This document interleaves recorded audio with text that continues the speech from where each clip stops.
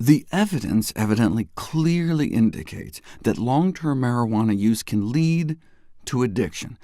Approximately 9% of those who experiment with marijuana will become addicted, and that number goes up to about 1 in 6 among those who start marijuana as teenagers, and to 25 to 50% among those who smoke marijuana daily.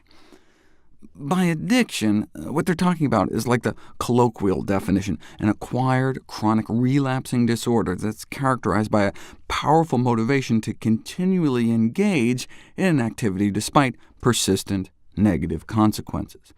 You may want to stop, but when you try, you may suffer withdrawal symptoms that make it hard to quit.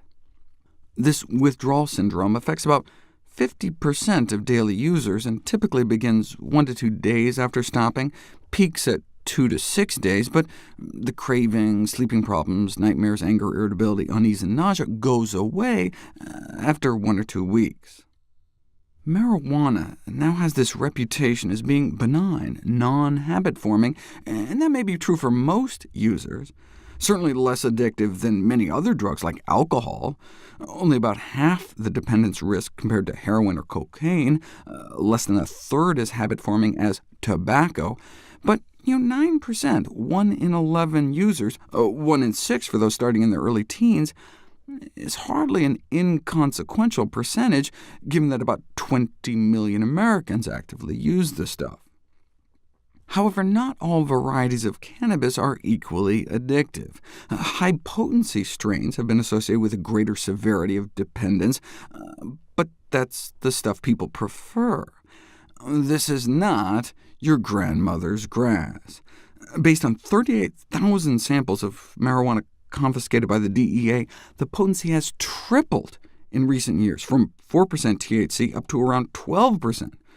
With Denver and California now up around 15, and Seattle pushing 20. That's 15 times more powerful than pot from the 70s, so like 15 joints all rolled up into one.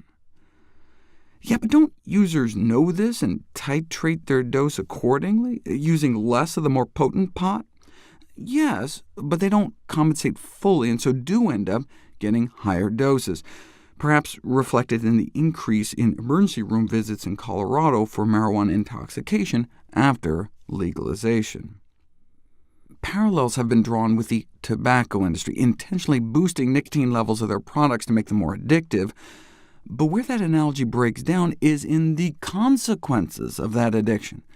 Every year, tobacco kills 25 times more people worldwide than all illicit drugs combined. Alcohol kills about 10 times more, and cannabis alone probably contributes little to overall mortality, at least. So one has to consider the outcomes of substance dependence. Caffeine can be addictive too, but if it gets you to drink more green tea, then great. The consequences of consuming this leaf as opposed to this leaf depends on the health consequences, which we'll cover next.